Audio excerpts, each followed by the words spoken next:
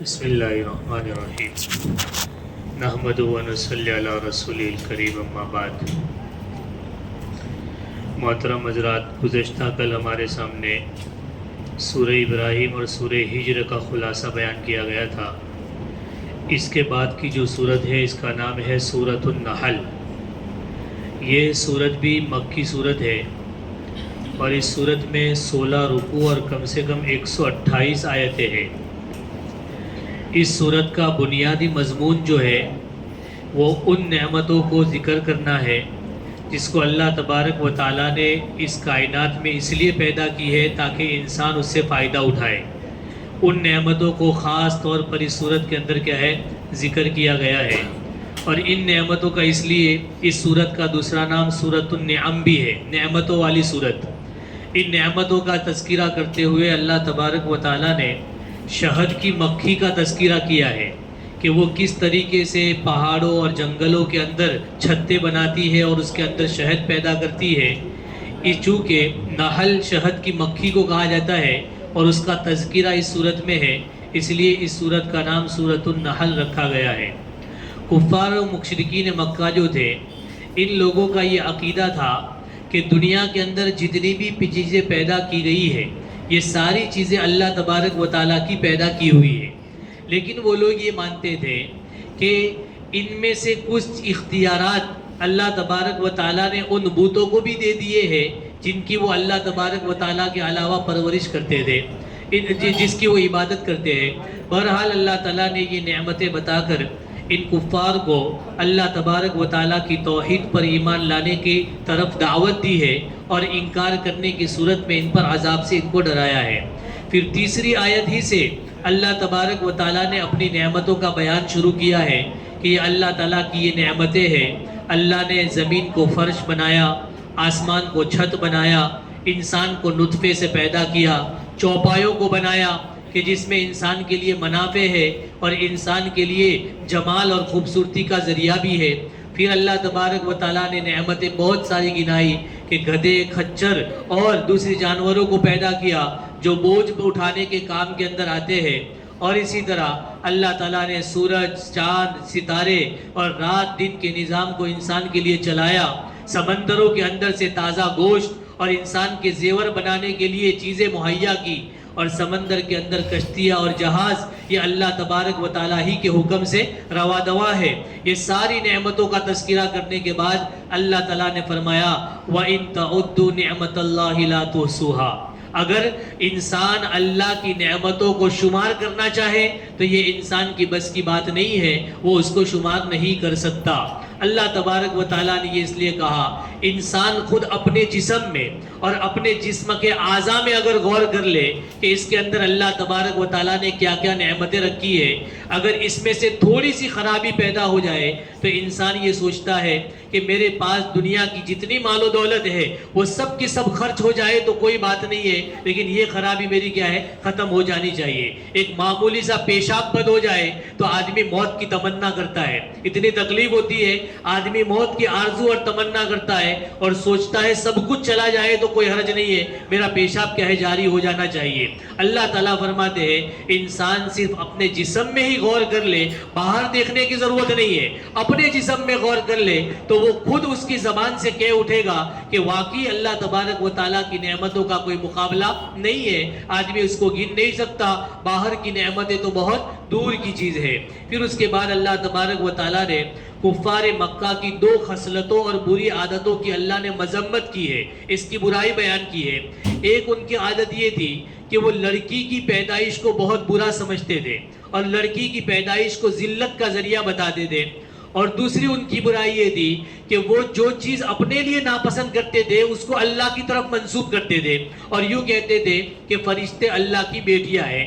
اللہ تعالیٰ نے ان کو سمجھایا کہ ذرا تو شرم کرو، تم بیٹیوں کو اپنے لیے ذلت سمجھتے ہو تو جس چیز کو اپنے لیے ذلت سمجھتے ہو اس کو اللہ تبارک و تعالیٰ کی طرف منسوب کرتے ہو۔ اللہ نے جواب دیا کہ پہلا تو یہ گمان رکھنا کہ بیٹی ذلت کی چیز ہے، یہی بہت بڑی بری چیز ہے، یہی بہت غلط چیز ہے، اور پھر اس کو اللہ کی طرف منسوب کرنا یہ اس سے بھی بری چیز ہے۔ ان دونوں چیزوں کو اللہ تبارک و تعالیٰ نے منع فرمایا۔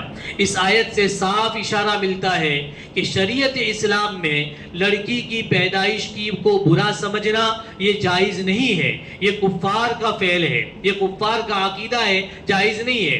اس لیے علماء نے لکھا کہ مسلمان کے گھر میں اگر لڑکی پیدا ہو تو اس کو اور زیادہ خوشی منانی چاہیے، تاکہ کفار کی اس عادت کا رد ہو کہ یہ ہم مسلم لوگ اس چیز کو نہیں مانتے۔ بلکہ ایک حدیث میں جناب رسول اللہ صلی اللہ علیہ وسلم نے یہاں تک فرمایا کہ قابل مبارکباد ہے وہ عورت جس کے پیٹ سے جنم لینے والا پہلا بچہ لڑکی ہو، وہ قابل مبارکباد ہے۔ اور قرآن کریم میں بھی اس کی طرف اشارہ ہے، جہاں قرآن نے اس کا ذکر کیا تو فرمایا یَهَبُ لِمَن يَشَاءُ إِنَاثًا وَيَهَبُ لِمَن يَشَاءُ الذُّكُورَ، اللہ جس کو چاہتا ہے لڑکی دیتا ہے، جس کو چاہتا ہے لڑکا دیتا ہے۔ تو لڑکی کا ذکر اللہ نے پہلے کیا، اس سے پتہ چلتا ہے کہ لڑکی کا پہلی پیدائش میں کسی گھر کے اندر پیدا ہونا یہ افضلیت کی کیا ہے؟ نشانی ہے۔ لہذا اسلام میں یہ تعلیم دی گئی ہے کہ لڑکی کی پیدائش کو اپنے لیے برا نہ سمجھے، بلکہ اس کو اللہ کی نعمت سمجھے اور اللہ تبارک و تعالیٰ کی نعمت سمجھ کر اس پر خوشی کا کیا ہے؟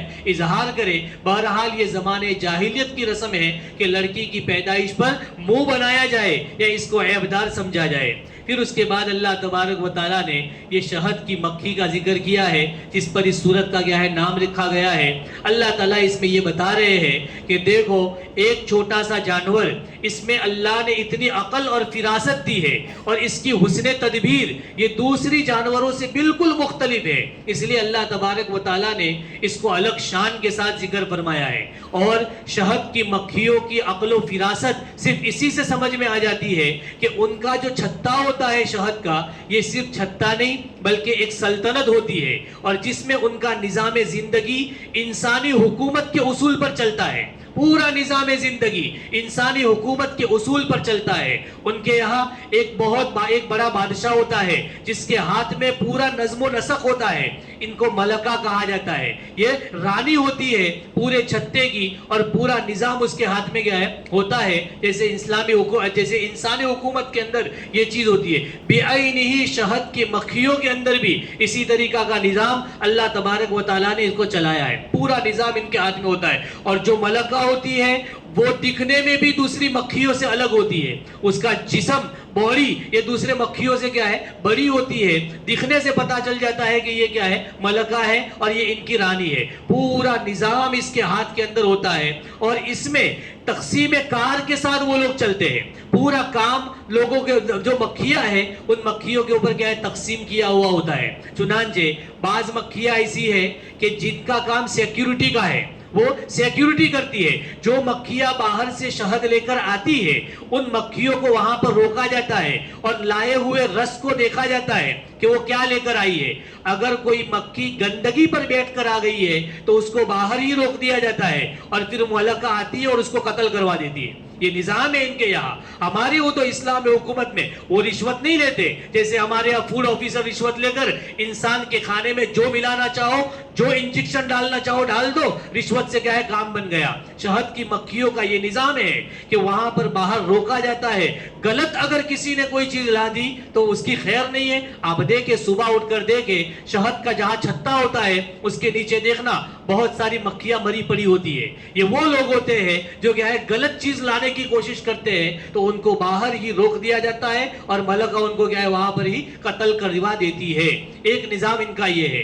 بعض مکھیاں وہ ہے جن کا تعلق انڈوں کی حفاظت سے ہوتا ہے، وہ صرف انڈوں کی حفاظت کرتی ہے، اور بعض مکھیاں ایسی ہوتی ہے کہ جو نابالغ بچوں کی تربیت کرتی ہے، جو ان کے چھوٹے چھوٹے بچے ہوتے ہیں ان کی تربیت ہوتی ہے، اور بعض مکھیاں ان میں معمار اور انجینئر ہوتی ہے جن کا کام گھر کو بنانا ہوتا ہے۔ ان کا جو چھتا ہوتا ہے اس کا کام کا بنانے کے لیے بعض ہی مکھیاں ہیں جو اس کو کیا ہے؟ بناتی ہے، اور ان کے گھر میں آپ دیکھیں مدور یعنی 6 کونوں والا وہ کیا ہے؟ سوراخ بناتی ہے، اور آپ اسکل وغیرہ سے اس کو ناپ لیں، ایک بال کے برابر بھی چھوٹا بڑا نہیں ہوگا، ایک بال کے برابر بھی۔ اور کچھ مکھیاں ایسی ہوتی ہے جن کا کام ہے باہر سے موم کو لانا۔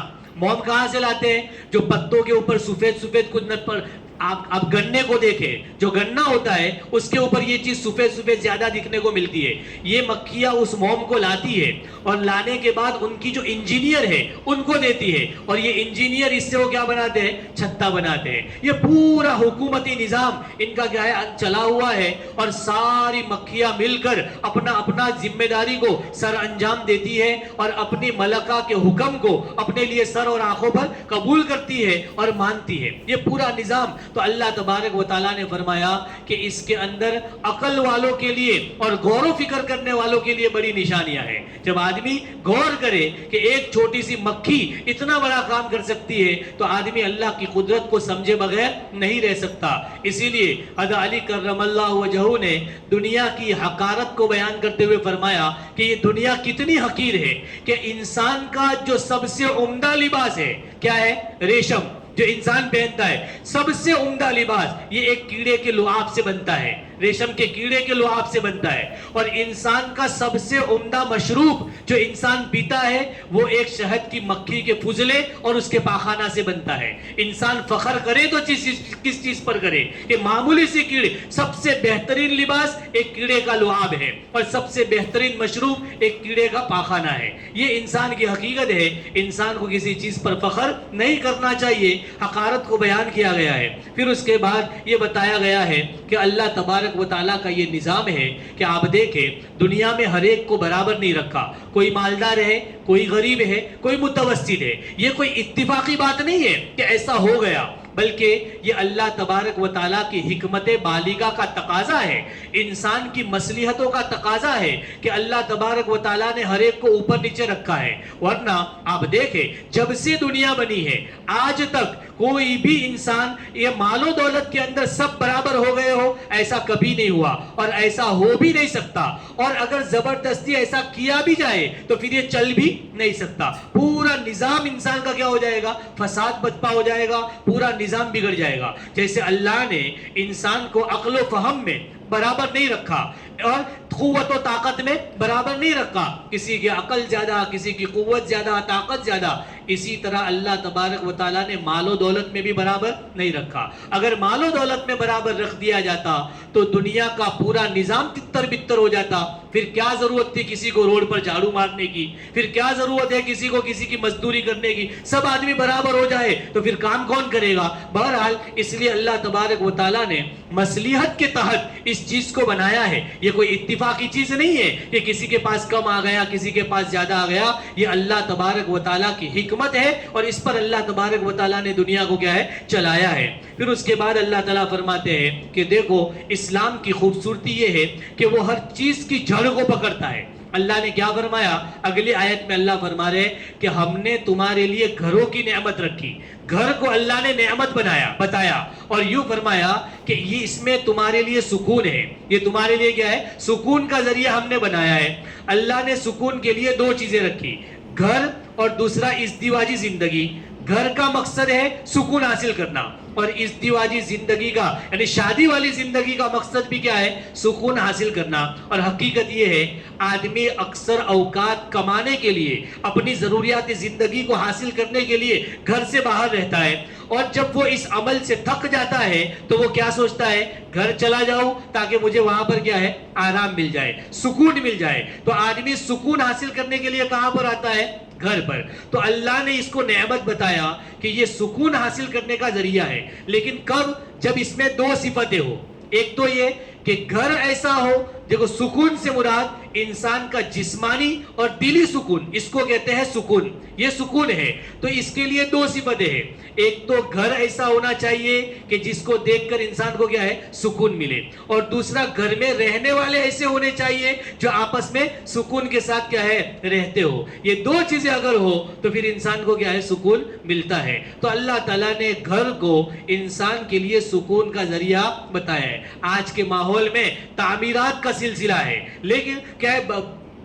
ظاہری ٹپ ٹاپ پر کروڑوں کا خرچ ہوتا ہے، لیکن اندر جو رہنے والے لوگ ہیں ان کے درمیان آپس میں بنتی نہیں ہے. تو پھر ایسے محلات سے تو وہ جھوپڑے اور جھگیاں اچھی ہے کہ جس کے اندر رہنے والے کیا ہے؟ آپس میں محبت کے ساتھ رہتے ہیں. اس لیے میں ہمیشہ کہتا ہوں گھر بن جاتا ہے اینٹوں کے جوڑنے سے، لیکن بستا ہے دلوں کے جڑنے سے. جب دل جڑتے ہیں تو گھر بستا ہے, ورنہ اگر دل نہیں جڑے تو پھر سونے کی اینٹوں سے اس کو بنا لیا جائے, پھر بھی یہ گھر کبھی بسنے والا نہیں ہے. بہرحال اللہ نے فرمایا یہ سکون کی چیز ہے, لہذا مرد اور عورت کو ایک دوسروں کو معاف کرنے کے ساتھ, معافی مانگنے کے ساتھ, درگزر کے ساتھ, لیٹ گو کے ساتھ کیا ہے چلنا چاہیے, تاکہ گھر کا سکون برقرار رہے. اس لیے میں عورتوں سے, اگر وہ میری بات کو سن رہی ہے, کہتی ہوں خدا کے واسطے اپنے شوہروں کے لیے اپنے گھر کو جہنم نہ بنائے. اور میں ان مردوں سے بھی کہتا ہوں کہ اپنی عورتوں کے لیے اپنے گھر کو کیا ہے جہنم نہ بنائے. معاف کرنے والے بنے,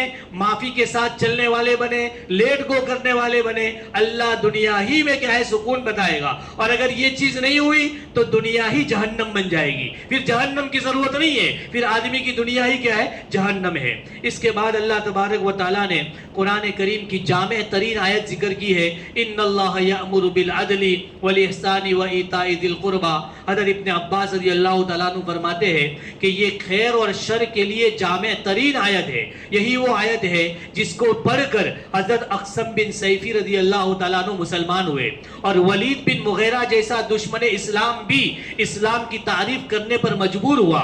حضرت عثمان بن مظعون رضی اللہ تعالیٰ عنہ فرماتے ہیں کہ میں نے شروع میں لوگوں کی دیکھا دیکھی, شرما شرمی میں اسلام قبول کر لیا, لیکن ابھی اسلام میرے دل میں گھر نہیں کیا تھا, بسا نہیں تھا. لیکن جب یہ آیت نازل ہوئی اور جب اس آیت کو میں نے پڑھا تو مجھے میرے دل کے اندر اسلام مضبوطی کے ساتھ آ گیا, اور جناب رسول اللہ صلی اللہ علیہ وسلم کے ساتھ مجھے محبت ہو گئی. وہ آیت ہے ان اللہ یأمر بالعدل والاحسان, جو عام طور پر جمعہ کے خطبے میں پڑھی جاتی ہے. اس میں 3 چیزوں کا اللہ نے حکم دیا ہے. پہلی چیز ہے عدل, پہلی چیز ہے عدل. عدل کہتے ہیں برابری کرنے کو, اور یہ حکم عام ہے معاملات میں بھی, احکام میں بھی, عبادات میں بھی, فرائض و واجبات میں بھی.